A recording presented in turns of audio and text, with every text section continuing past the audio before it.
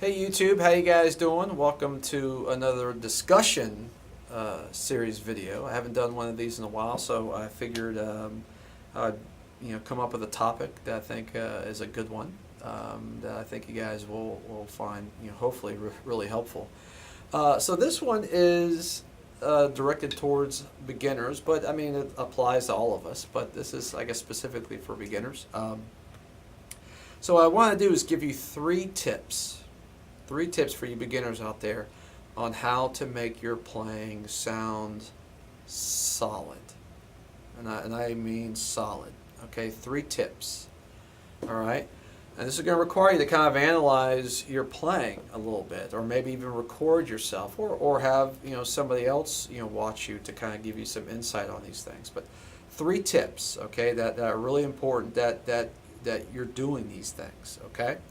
So tip number one, make sure that your grip is loose, okay, that you're using the rebound stroke, and that you're trying to pull the sound out of the surface that you're playing on. That instead of trying to stuff the sound down into the drum, that you're trying to pull it out, okay?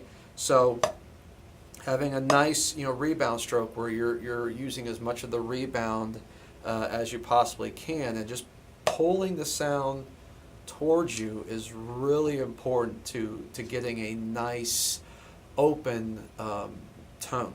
Okay, a kind of a way to think about this is like if you hold the sticks really tight and you hit them, you get a really choked, stiff sound. But if you loosen up, okay, all of a sudden you can hear the reverberation of the wood.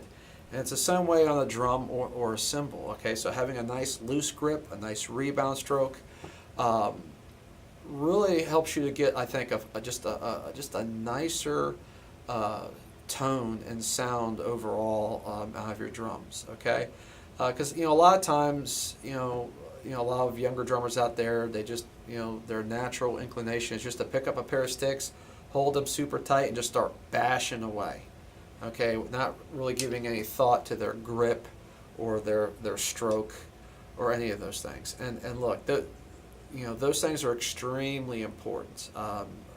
My beginning students, on their first day when I'm teaching them the rebound stroke, I mean, I'm telling them this is one of the most important things that you're going to learn. And I truly believe that.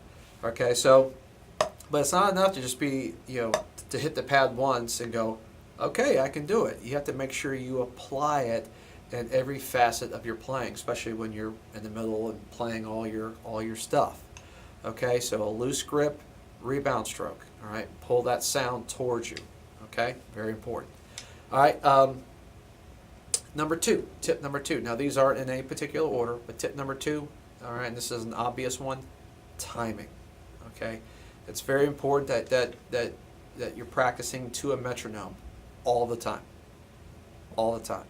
Okay, time is the glue that makes music make sense. Okay. In a band situation, you are the conductor as far as the time goes. You are driving the bus. You set the time that the rest of the band is going to follow, including yourself. Okay, so your time has to be rock solid. And that includes with your grooves, your fills, anything you do, you got to be rock solid. Okay, and the thing is, no beginner, at least I haven't come across a beginner that just naturally has just really amazing time. It usually has to be developed, and the metronome develops it for you. You simply have to practice to it, okay? And the more you do it, the better you'll get, and it will develop your internal clock, and you'll naturally learn how to play in time, and how to play not only in time, but how to play steady time, okay? So that's super important, okay? If your time is really loose, then your playing is going to sound just really loose and sloppy and clumsy, and and you just don't want that. I mean, ultimately, okay. And these are things that you can do as a beginner to sound amazing. Okay, it's not like these tips you only achieve once you're intermediate or beyond. You can do these things now, and I encourage you to do so. Okay. Now the final tip has to do with when you're playing your grooves. Now most of you beginners out there are playing eighth note like rock type grooves, where your right hand or left hand, depending on what handed you are, whether you're right hand or left hand rather, you're playing eighth notes on the hi-hat or ride cymbal, okay? But one issue that I've seen a lot from beginners is that their ride pattern, those eighth notes, are not consistent, okay? Meaning that it'll sound something like this.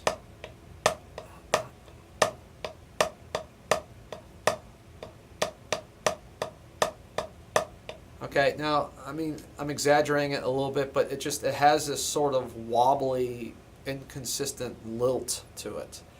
You know, where they accent some of the notes, and other notes, you know, they don't, and some of it might be that they can't seem to separate their right foot from their right hand. So they just get this really inconsistent sound with their right hand. So something that you can do right now, okay, to make your groove sound just tight, okay, is make sure those eighth notes are super consistent and even.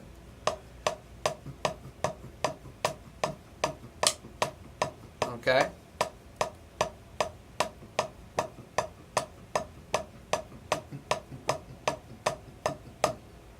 Okay, this might be something you haven't even really given a whole lot of thought to, but it really makes a huge difference, because that ride pattern is kind of the anchor, okay, of your groove, all right? So it needs to be just solid as a rock, okay? So experiment with that, okay? Make sure those eighth notes are they're all the same and nice and even. Now, if you're playing your eighth notes like this instead, where you kind of accent the quarter note, 1 and 2 and 3 and 4 and, okay, that's good as well. Ultimately, I would practice both, okay, because I think there are times where having that accented eighth note ride pattern is better, and then there's other times where having just even straight eighth notes is better, okay? But so if you do the accented version, again, you want to make sure that it's consistent, okay? And so what you want to do is you want to do the accent on the side of the hi-hat, all right, and then play the upbeat with the tip on top of the hi-hat. So 1 and 2 and 3 and 4 and, okay, hopefully that makes sense, okay? But again, whichever one you're doing, you want to make sure that it's consistent and solid, okay? So that's it. That's the 3, you know, basic tips I have for you that can make your playing right now sound fantastic, okay? So remember, it's not your vocabulary level, okay, that determines how good you are, okay? What determines how good you are, well, it's a couple of things, but what determines how good you are is how solid can you play the vocabulary you do know, okay?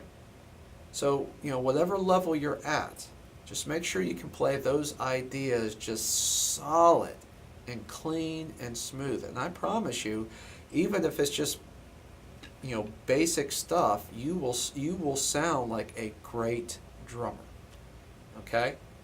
So don't forget that. It's not like you have to achieve some kind of 3rd degree black belt, you know, and drumming in order to be considered good.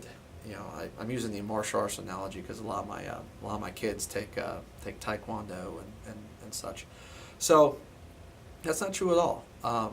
Okay, so you know, it's all about taking what you do know, what you have learned, and being able to play it just great. Okay, so I hope these 3 tips help you, and they help you to grow. And just you know, keep plugging away. All right, don't give up. You know, it's a journey. We're all on it. You never really master the instrument. I mean, you know, I really say that, you know, we never stop being students of the instrument. We're always learning, always growing, always trying to improve in different areas. Okay, but these are three spots that you know, I definitely encourage you, you know, to analyze in your playing, and I mean, right off the bat, it'll make a big difference. Okay, so I hope this helps you guys, and we'll talk to you soon. All right, have a good weekend. Take care.